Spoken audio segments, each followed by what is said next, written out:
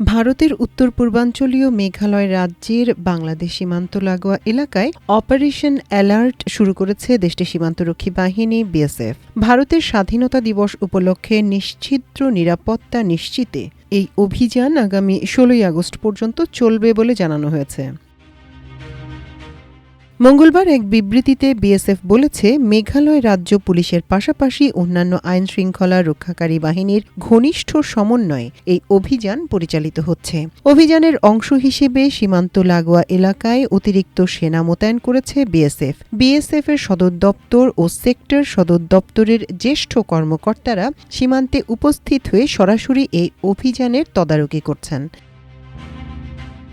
বিবৃতিতে বলা হয়েছে, বিএসএফের অপারেশন অ্যালার্ট অভিযানে সীমান্তে ২৪ ঘণ্টা টহল, আকস্মিক তল্লাশি ও নৌপথে টহল জোরদার করা হয়েছে। এছাড়া গবাদি পশু পাচার, চোরাচালান ও অবৈধ অনুপ্রবেশ ঠেকাতে বিশেষ গুরুত্ব দেওয়া হচ্ছে।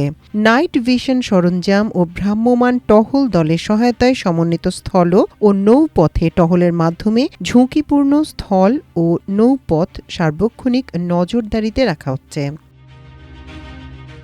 বিএসএফ শিলং ফ্রন্টিয়ার সদর দপ্তরের পরিদর্শক জেনারেল ও.পি. উপাধ্যায় বর্তমানে সীমান্তে অবস্থান করছেন। দেশটির বার্তা সংস্থা এএনআইকে তিনি বলেছেন, আগামী ১৫ আগস্ট ভারতের স্বাধীনতা দিবসের উৎসব চলাকালীন জাতীয় নিরাপত্তা রক্ষা ও শত্রুপক্ষের যেকোনো বিঘ্ন সৃষ্টির চেষ্টা ঠেকাতে অপারেশন অ্যালার্ট শুরু করা হয়েছে।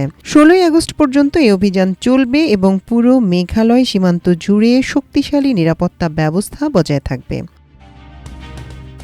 এদিকে চলতি বছরের দ্বিতীয় ত্রৈমাসিক সময় উচ্চ সতর্কতা ও কার্যকর অভিযানে মেঘালয় সীমান্তে মোট ৩৩টি গুরুত্বপূর্ণ জব্দের ঘটনা ঘটেছে বলে জানিয়েছে বিএসএফ। এ সময় ২৩ ভারতীয় ও ১২ বাংলাদেশি নাগরিককে আটক করা হয়েছে। এছাড়া ৩৯ লাখের বেশি রুপি মূল্যের পণ্য জব্দ করেছে দেশটির এই সীমান্তরক্ষী বাহিনী। সম্প্রতি মেঘালয় সীমান্তের বিভিন্ন এলাকা থেকে ৩১ লাখ রুপির বেশি মূল্যের মোবাইল ডিসপ্লে জব্দ করেছে বিএসএফ। মোবাইল ডিসপ্লে জব্দের এই ঘটনাকে চোরাচালানের নতুন প্রবণতা বলছে ভারতীয় সীমান্তরক্ষী বাহিনী।